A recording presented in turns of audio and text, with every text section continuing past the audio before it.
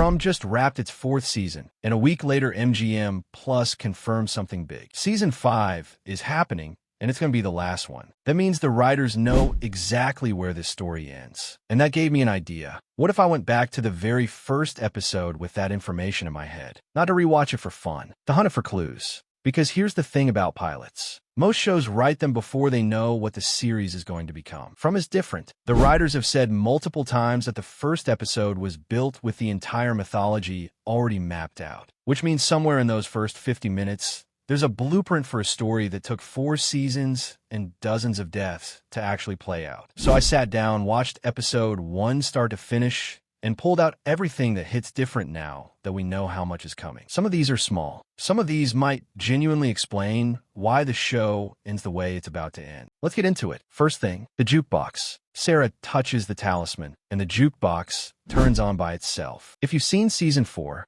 you already know why. Sophia used that exact trick to lure the monsters away from the diner, so she could cut the ladder. So the pilot isn't just showing us something spooky. It's quietly teaching us a rule of the town before we even understand there are rules. Now here's the part most people skip past. The song that plays is "We Gotta Get Out of This Place" by the Animals. That's not a random pick. Listen to the opening line. In this dirty old part of the city where the sun refused to shine. Think about what that means once you know the monsters can't survive daylight. The show is telling you the monster's weakness in the first 10 minutes, hidden inside a song lyric. The next line is even colder. People tell me there ain't no use in trying. That's not just a mood setter. That's the entire town's philosophy by the time you reach season 3. People run. People loop back. Eventually, they stop trying at all. The pilot predicts the psychological collapse of every character before we've met most of them. And then there's the line that plays directly over Megan's face. You'll be dead before your time is due. Megan dies. So does nearly every minnow that gets caught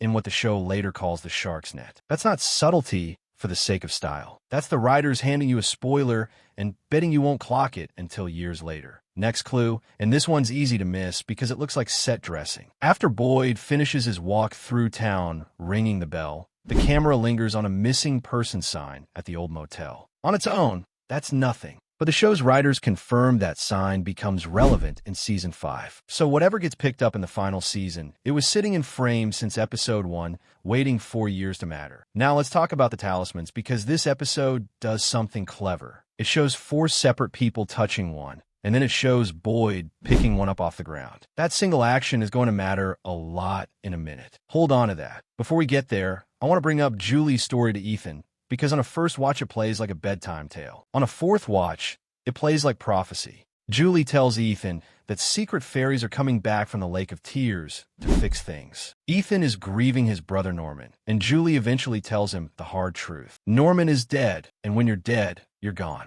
Except we now know that's not entirely true in this town. Marielle has said that when people die here, their souls stay trapped. So the children Ethan keeps seeing, the ones tied to the Lake of Tears, they're not gone.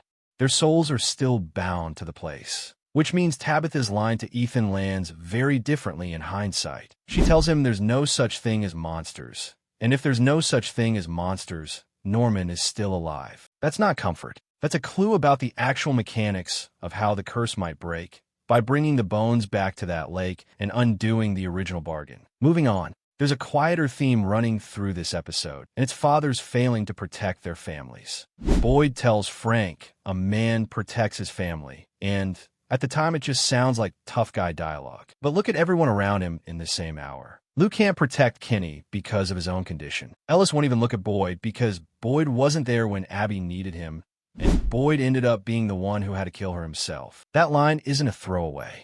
It's Boyd talking to his own guilt out loud, and the show just lets it slide by disguise as small talk. There's also a smaller Boyd line worth flagging. He tells Ellis that Fatima doesn't change. If you've kept up with the show, you know that's the funniest thing anyone says all season, because Fatima changes more than almost any character in the entire series, and not for the better. Now, the funeral. This episode makes time for a burial scene in its very first hour, which tells you funerals matter here. And we later learn why. The boy in white tells Victor that if you can't bury every body, at least bury one personal item from each person instead. Donna asks Boyd more than once if he buried Roger. he never gets around to it. That gap is exactly what lets Sophia dig Roger back up and use him to spread panic through Colony House. Proper burial isn't a tradition in this show. It's a defense mechanism. An episode 1 already told us what happens when you skip at point one more line I want to flag, because it's easy to write off as flavor text. Julie tells Ethan a murder of crows is called that because once the crows gather and notice you, they never stop hunting you. That's not just a fun fact about birds. That's the entire premise of the town in one sentence. Once this place chooses you, running doesn't matter. It always ends the same way. Now, for the biggest one. The one I didn't fully connect until this rewatch. Remember Boyd picking that fallen talisman off the ground? There's a long-running theory that Julie planted it there during one of her story walks, specifically so Boyd would find it. And once you trace the domino effect, that theory gets a lot more convincing. The Matthews family drives through the loop, nearly crashes into Jade's car, and Toby shows up hurt to warn Boyd. Boyd rushes to the scene. Ethan is badly injured, so they're forced to shelter overnight in the RV. And the only reason they survived that night is because Boyd already had a spare talisman in his pocket from picking it up off the ground earlier. Without that, there's no time to drive back to town, grab one, and return before dark. Follow that thread forward. Because that method worked, Fatima later uses the exact same trick to save herself and Ellis during the Colony House massacre. Because Boyd learned a talisman can protect an enclosed space, he and Sarah head into the woods, and Boyd ends up in the well meeting Martin, which leads to him killing Smiley. That chain eventually leads to Fatima giving birth to a new Smiley, and I think that a real piece of why she turns into what she becomes. Jade and Tabitha later dig up the bones safely using the same enclosed space logic. One talisman on the ground in episode 1. For seasons of consequences stacked on top of it. Last clue from this episode.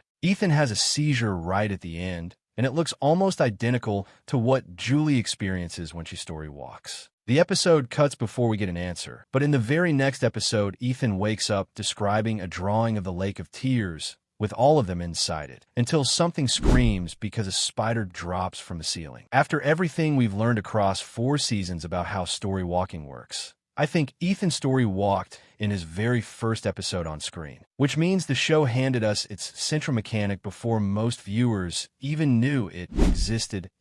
Oh, here's where this leaves us. Season 5 is confirmed as the final season. Filming is set to begin in Halifax later this year, and showrunner Jeff Pinkner has already called it the endgame, specifically tied to what happens after the bones come up and the bottle tree goes down. If the pilot really did lay out the rules this cleanly, from the talisman mechanics to the burial rules to the story walking, then the ending isn't going to come out of nowhere. It's been sitting in episode 1 the entire time, waiting for us to notice. That's what stood out to me on this rewatch. If you go back and watch the pilot yourself, I'd be curious what you catch that I didn't. Drop in the comments, because with season 5 approaching, this is exactly the kind of thing worth tracking before the finale answers it for us. There's one more thread worth pulling before we wrap up, because it ties the pilot to something the cast has only just started teasing. Ricky, who plays Kenny, posted an update confirming the season 5 team is already back at work, barely 2 weeks after the season 4 finale aired. That's an unusually fast turnaround for this show. Every previous season had a gap of well over a year. This time the writers didn't even wait a month. That tells me the ending was already mapped before season 4 wrapped, which lines up with everything we just walked through. This isn't a team figuring out the mythology as they go. This is a team executing a plan that's been sitting in a drawer since the pilot was written. Which brings me back to something small I glossed over earlier. The Matthews family drives through the loop twice before the crash. Twice, not once. On a first watch that plays like a horror movie beat, building tension before something bad happens. But think about what a loop actually represents in this show by the time you reach season 4. Characters don't escape the loop. They get pulled back into it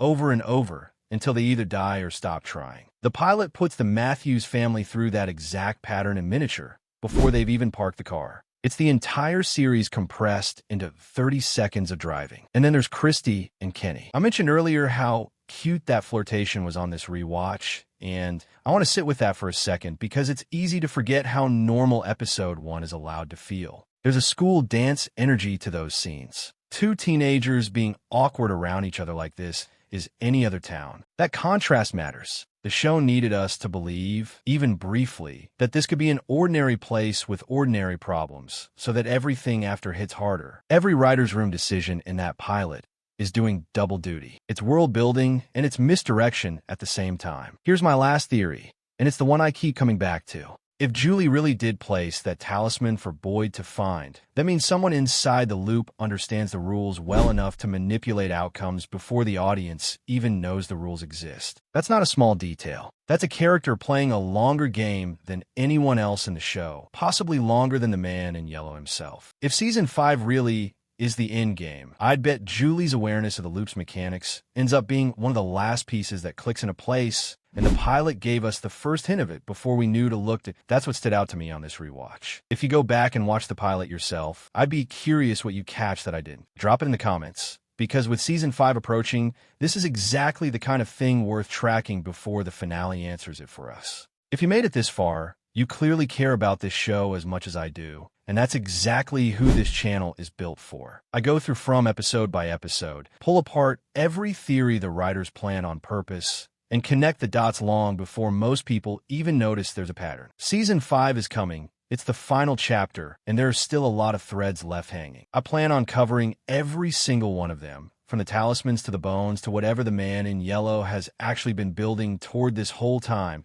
That if you want to be ahead of that instead of catching up after the fact, subscribing is the easiest way to make sure you don't miss it. It also genuinely helps the channel grow, so more people who love this show end up finding these breakdowns. So hit subscribe, turn on notifications if you don't want to miss the next one, and I will see you in the next video.